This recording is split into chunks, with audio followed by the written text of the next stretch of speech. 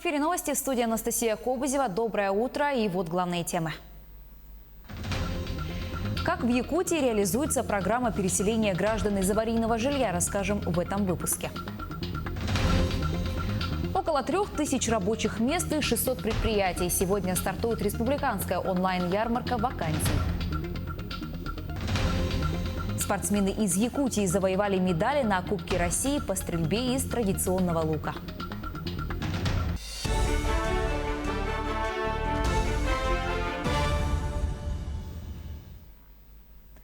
В Якутии реализуется самая масштабная программа переселения граждан из аварийного жилья среди всех субъектов России. Об этом сообщил замгенерального директора Фонда содействия реформированию ЖКХ Тамерлан Аджиев. В рамках этой программы запланировано переселить почти 62 тысячи граждан из 3630 непригодных для проживания домов. Общая стоимость программных мероприятий в регионе составляет 113 миллиардов рублей. В 2019-2020 годах уже расселено порядка 117 тысяч квадратных метров аварийного жилищного фонда, переселены свыше 6 тысяч граждан. Опережающими темпами программные мероприятия реализуются в Усть-Алданском районе и поселке Нижний Бестяк. Что касается индивидуального жилищного строительства, то фондом прорабатываются изменения в законодательство с целью установления возможности переселения граждан из аварийного жилья в индивидуальные дома.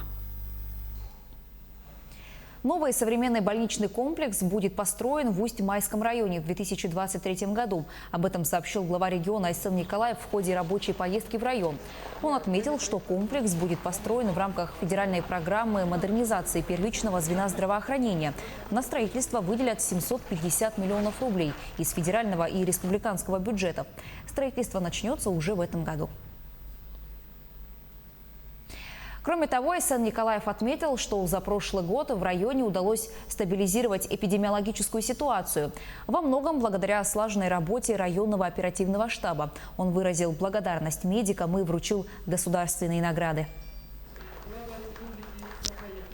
Конечно, вначале были в том плане, что нужно было помещение отдельно для ковидных больных.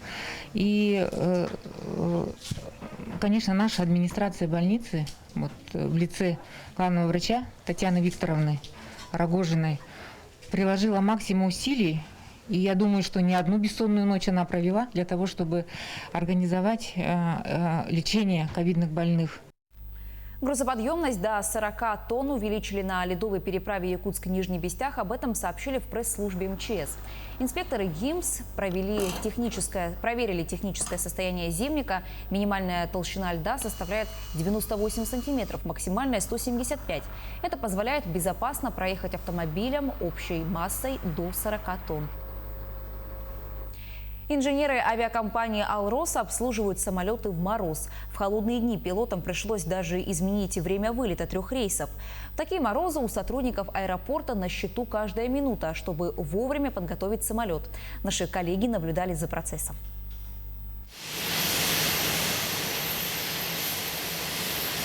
В 8-10 утра самолет авиакомпании «Алроса» заходит на посадку ровно по расписанию.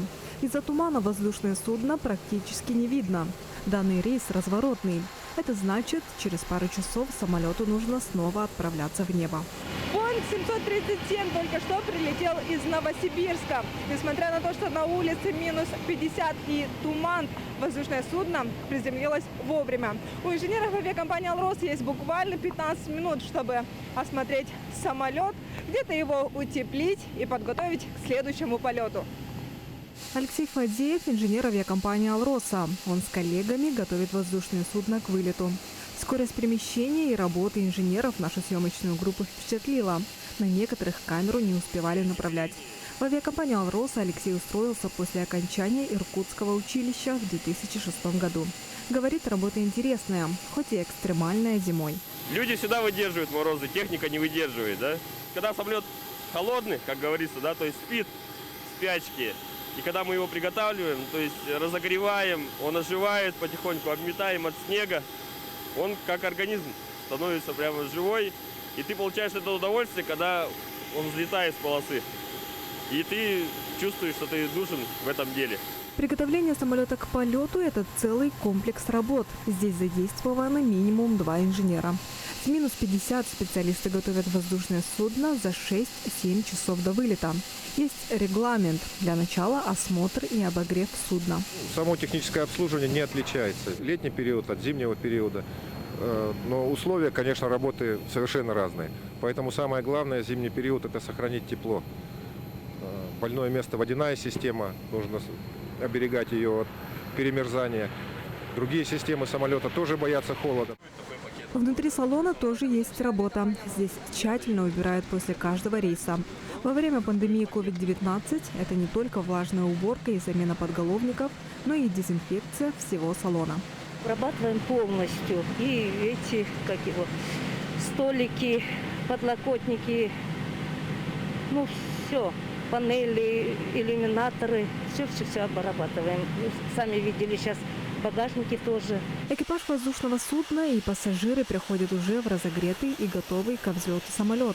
И мало кто из них перед вылетом задумывается о том, какая работа была проделана бойцами невидимого фронта, чтобы борт вылетел по расписанию, а полет прошел комфортно. Анна Винокурова, Александр Еремин, телеканал «Алмазный край».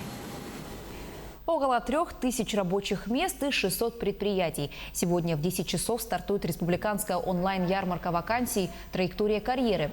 В течение 2 дней выпускники вузов, СУЗов и незанятая молодежь смогут трудоустроиться в разных отраслях. Актуальные вакансии в сфере энергетики, транспорта, промышленности, строительного комплекса, сельского хозяйства и социальной сферы на портале «Работа в Якутии.рф». Среди них такие компании, как «Алроса», «Колмар» и «Якутуголь». Всего будет работать 21 онлайн-площадка, где соискатели смогут напрямую задавать вопросы работодателям, направить резюме и пройти собеседование. Мероприятие пройдут на платформе Zoom. Ярмарка также будет транслироваться на YouTube-канале Центра занятости населения республики. В течение месяца после этих 2 дней работы, конечно, специалисты службы занятости, они продолжат эту работу, Значит, в течение месяца будут эти, резюме отрабатываться с работодателями, устраиваться, онлайн-собеседование с целью дальнейшего трудоустройства. Сити-фермерство набирает популярность среди якутян. Одна из них – молодой предприниматель Наталья Мир. Она выращивает ростки полезных овощей у себя дома. Говорит, это не только бизнес, но и приятное времяпрепровождение. С ней встретилась наш корреспондент Ульяна Шагина. Смоченный джутовый коврик. Вода обязательно. Сити-фермерство начинается со смоченного в обычной фильтрованной воде джутового коврика. Он заменяет почву и позволяет вырастить семена микрозелени в экологически чистых условиях. Сити-фермерство в Якутии – уникальный вид деятельности. Удивительно наблюдать за домашней теплицей, когда на улице минус 50. В принципе, городское сити-фермерство, оно может быть и на подоконнике. То есть это люди, которые выращивают у себя в квартире именно пищу, растения, например, салаты, огурцы, помидоры и так далее, для своей семьи, для себя. Молодая зелень – это, конечно же, не только вкус, оно еще и полезно. Это не какие-нибудь там заморские травы, которые привозят нам издалека. Это обычный вкус детства, который знаком нам еще с бабушкиной дачи. Здесь выращивается около 15 видов различных растений. Среди них молодой горошек, подсолнечник, горчица, редис, разные виды капусты, ну и многое другое. Зарабатывать на выращивании и поставках микрозелени Наталья начала год назад. Ухаживать за микрозеленью, как оказалось, очень просто. Благодаря полученной от государства поддержке удалось приобрести гроу-тент – специальную закрытую мини-теплицу, в которой выдерживается определенная температура, влажность и автоматический полив 3 раза в сутки. Я прихожу сюда раз в сутки и наблюдаю за ростом растений. Меняю растворы, на которых они растут. Вот, кстати, идет полив, включился. Она у меня поливает себя сама, включает свет сама, но это как бы стандартный стеллаж для выращивания растений. Именно такую зелень используют шеф-повара для украшения изысканных блюд. Вегетарианцы добавляют в смузи, молодые мамы кормят своих детей. Но ученые не перестают рассказывать о ее полезных свойствах. Так, 1 столовая ложка таких ростков покрывает суточную норму витамина С, повышает иммунитет и очищает организм от различных токсинов. В молодых росточках содержится огромное количество витаминов и полезных веществ, которые в легко усваиваемом виде поступают к нам в организм после срезки. Вкус у микрозелени очень приятный, не резкий. К примеру, ростки гороха ничем не отличаются по вкусу от самих горошин и даже бывают насыщеннее. Наталья активно ведет и инстаграм-страницу, где не только рассказывает о своей работе, но и продает зелень своим подписчикам. В планах у молодого предпринимателя не только расширить свое производство, но и в целом популяризировать идею сети фермерства, чтобы свежие витамины появились в доме каждой якутской хозяйки. Ульяна Шагина, Павел Пахомов, Якутск. Несмотря на южное расположение Нерюнгри, морозы там вплотную приблизились к отметке в минус 50. Отклонения от нормы достигают 11-12 градусов. Как в этих условиях учатся дети, знает Ирина Кичигина.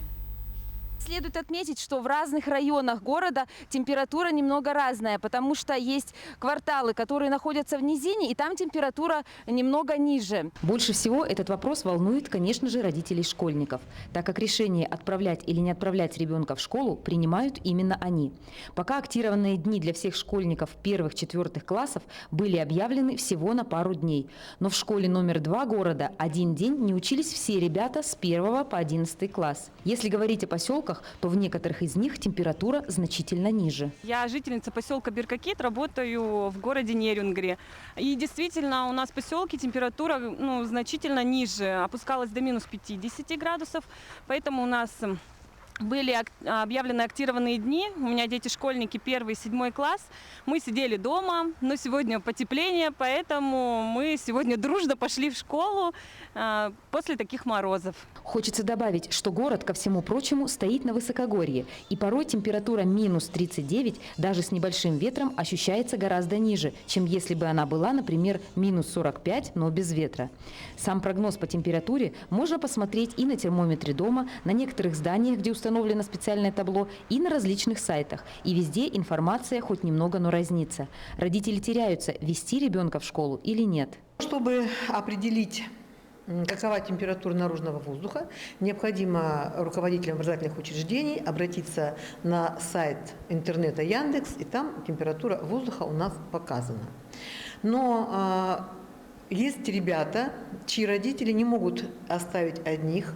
Они могут привести ребят в школу, и школа обязана начать с ними образовательный процесс. На данный момент отмечается потепление, но до конца зимы еще далеко. Поэтому нерюнгринцы одеваются потеплей и внимательно следят за прогнозами синоптиков. Ирина Кичигина, Вадим Барашков, Сергей Козюра, Нерюнгри. Спортсмены из Якутии завоевали медали на Кубке России по стрельбе из традиционного лука. Об этом сообщил главный тренер якутской сборной Андрей Иксман. Соревнования в эти дни проходят в городе Орел. Золото в личном первенстве завоевала Анна Алексеева-Стасова из Хангаласского района. Обладателем первого места также стал и тренер Сунтарской детско-юношеской школы Балдар Балданов. Бронзовую медаль получила Нюргустана Сидорова из Горного района. Параллельно вместе с традиционной стрельбой также проходит и стрельба из классического и блочного лука. Известно, что с 27 января в Орле стартует чемпионат России, а также Кубок и чемпионат России среди паралимпийцев. Всего Якутию представляют более 50 спортсменов. На Кубке России у нас по классическому и блочному луку 33 участника. Около 20 по традиционному луку. Традиционщики сегодня заканчивают, уезжают. Вот отбор, которые прошли по Кубку, они остаются. Это 17 спортсменов будет участвовать на чемпионате России по классическому и по блочному луку, где разыгрываться будут медали в личке и в команде. И вот сейчас надеемся, что это у нас отыграется в лучшую сторону. К этой минуте у меня пока вся информация. Берегите себя, носите маски и перчатки, соблюдайте социальную дистанцию. До встречи.